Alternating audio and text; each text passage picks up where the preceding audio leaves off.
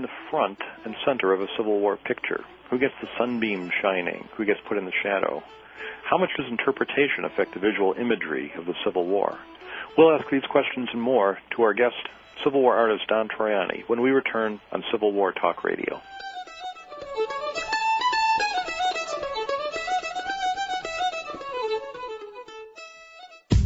How much time each day do you spend managing your personal or business calendar? 15 minutes, a half an hour, maybe more. Is the conference room available for next week's meeting? And how many people do you have to ask to find out? Have you ever misplaced or, worse yet, lost your day planner or handheld device? And what do you do about that missing information? Do you own or operate a salon or carpet cleaning business? How about a realty office or any one of 1,000 other service-based organizations? Can your customers make their appointments even when your office is closed? If any of this sounds familiar, then Schedule Online is the solution for you. For more information, call toll-free 888-668-3355. That's 888-668-3355. Or visit us online at www.scheduleonline.com. Before we return to our riveting drama, our sponsor insists that we listen to a radio show about television. I'm Jim Benson, host of A Different Sort, as I direct you toward a galaxy of TV memories guaranteed to leave you spellbound while I present many of the greatest legends in television history on the TV Time Machine, every Wednesday beginning at 4 p.m. right here on World Talk Radio. World Talk Radio, bringing the world to you. To speak with our show hosts or guests during the live show, call us toll-free in North America, 888-514-2100. Everywhere else, call 001-858-268-3068. Welcome back to Civil War Talk Radio. I'm Jerry Prokopovich. My guest today is Don Troiani, Civil War artist. And as we said in the first segment, if you're listening in and want to see the work that we're talking about, take a look in a separate window on your browser at www.historicalartprints.com, and you'll be able to see some work there. Don, in the first section we were talking briefly about horse colors. You mentioned that part of your research has to involve such visual questions as what color was a given general's horse, something the writing historian doesn't usually have to think about. And then it crossed my mind that I got interested in the Civil War as a child in part from the fabulous Louis Marks blue and gray playset of toy soldiers. And I still have a few of them today. And there are days, few in number, when I have enough free time that I'll take out a plastic figure or two and try painting them up to look more colorful. And when you do that, you need to know what color to paint things. Now, you have on your website some historical miniatures that are fabulous beyond belief compared to the old plastic toy soldiers. How did you get involved in doing that? An unnamed company, I won't say who they are, came to me and wanted to do them, and so I licensed that they could do 2 sets, and they did a pretty good job on them, but we had issues with them, and then another company wanted to do some, and so we tried them, and we had bigger issues with them, and so we finally decided we'd do it ourselves, and which we are doing, and we have a great sculptor, Ken Osen, who's doing them, and Osen is particularly great because he, besides being an excellent sculptor, is very familiar with this stuff to start with. So I can say, give the guy a 1855 rifle, and Osen knows exactly what I mean. So what we're trying to do with these is, I looked at a lot of the miniatures that are being offered today, and 95% are pretty inaccurate. I mean, even by the famous companies, and a lot of them are terrible. So, there are some good ones, but that are pretty accurate, but not a lot. And we decided that we could do something better, something that would actually look like the real thing. In terms of accuracy, then, you mean they have perhaps the wrong rifle for a given unit, or? No, usually you can't even tell what kind of rifle it is on a lot of them. The wrong colors, wrong kinds of uniforms.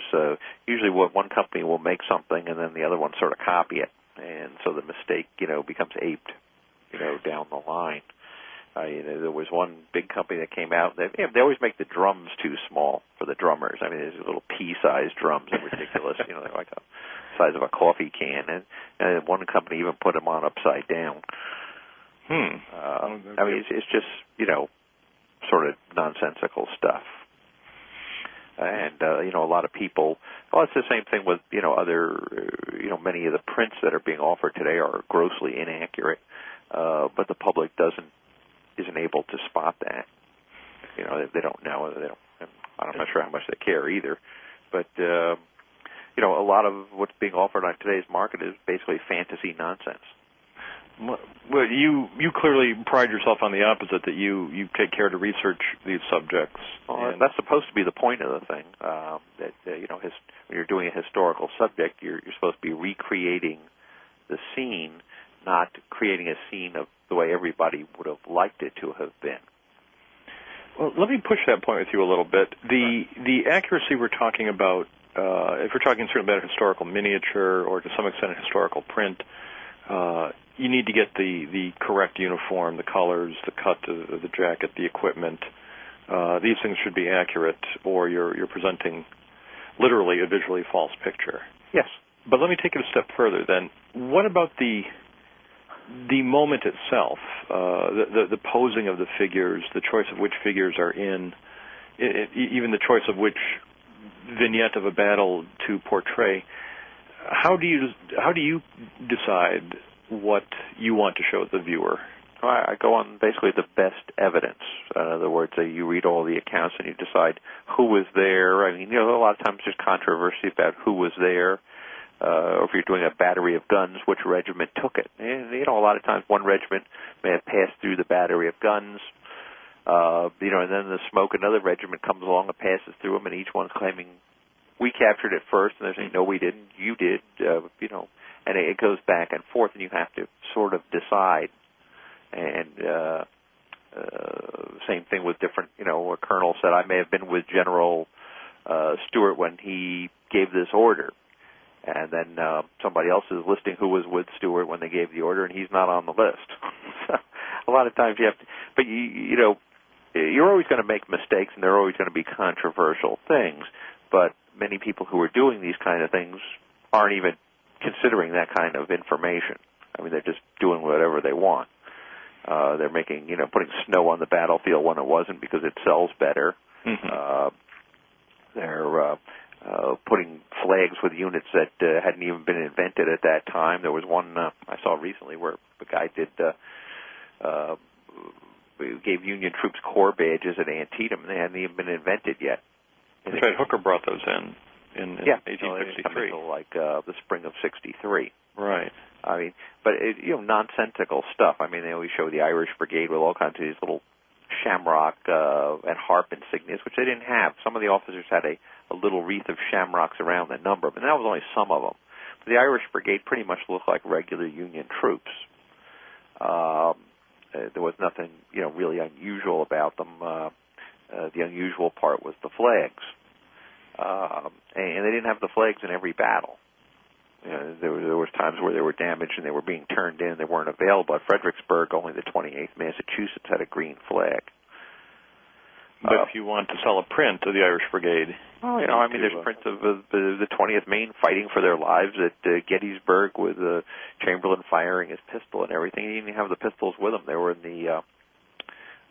he didn't wear one on his belt. He had two on the saddle holsters, and they were left back with the horse because they were big Colt Army revolvers or navies, and you really can't run around with those on your belt on foot all the time. They're too heavy, especially when they're loaded. Usually the officers who are on foot all the time, the captains and the lieutenants, when they carried pistols, when you see the surviving pistols, they're these little bean shooters, little Cooper and Smith & Wessons and Colt pocket models and stuff. Because it's only a weapon that's really good at very, very close range when the everybody's right in your face. So you don't really need, they didn't carry around these big horse pistols. I can't remember the source where I read it. I think it was in the Vietnam era, but it pointed out if the officer's individual firepower is going to make a difference to the engagement, then he's already made so many mistakes, it's really too late. That's basically it. Chamberlain didn't carry pistols at Gettysburg. He had them with him, but when he left the horse, there's very little expectation a colonel or any field officer is ever going to shoot anything. Right. That makes sense to me. It doesn't seem there's any reason. They have a larger job to do in terms of coordinating the forces they're responsible for. Yeah. Now, that ties in with something. In terms of viewing the officer's role in combat or in general, everybody's seen the famous painting of Lee and Jackson at Chancellorsville. It's a sort of iconic image of the Civil War, the historical painting of these two officers meeting on their horses. It is very much a heroic painting. The two of them are presented as these gods of the Confederacy. Mm-hmm. Is your work subject to the criticism that it romanticizes or makes into the only criticism I get occasionally is they're not bloody enough, but if I made them bloodier, nobody would buy the prints. Mm-hmm. So I try and subdue that. But there's a lot of old chestnuts that just won't die, like A.P. Hill's red shirt. The guy took off his jacket in the Peninsula a couple of times, and he had a red. It wasn't even a solid red shirt; it was a figured shirt. It was a decorated shirt with black and red, and maybe another color. But that's how he appears in painting. And the guy who did the book Up Came Hill, immediately assumed that was A.P. Hill's outfit for the whole war. And, he's describing Hill at Gettysburg in a red shirt, here and there, and get a red shirt, and then everybody else took it from there. And there's really no evidence. Even Fremantle says at Gettysburg Hill was a general dressed in gray. But everybody expects, and of course all the other artists immediately started putting him in this, red Paul Bunyan shirt. And, it's basically nonsense. So these stories get started, and they're hard. They then perpetuate themselves among artists. Yeah, well, because everybody takes it at face value, but nobody goes to see. When I got interested in it, I wanted to see the actual accounts of A.P. Hill reading a red shirt, and I found them. And they, said a red or figured shirt or, red and black shirt or whatever, and they were all in the same time frame during the Peninsula.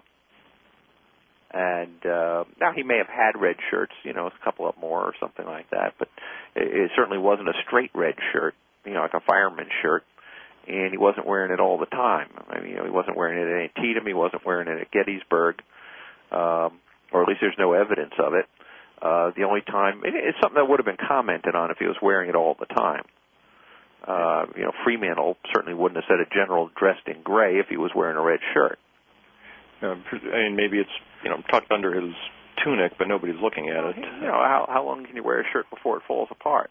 There is that, and I think a lot of Civil War soldiers tested that. And somebody like Hill probably would have had a dozen shirts. One would think. And now, that brings up another question about color research that occurs to me. If I worked for a number of years in a museum, and we had a Zouave jacket on display, which was very faded. It had a sort of pea green body that I think might originally have been blue. It had a part that was clearly red, but not a very bright red.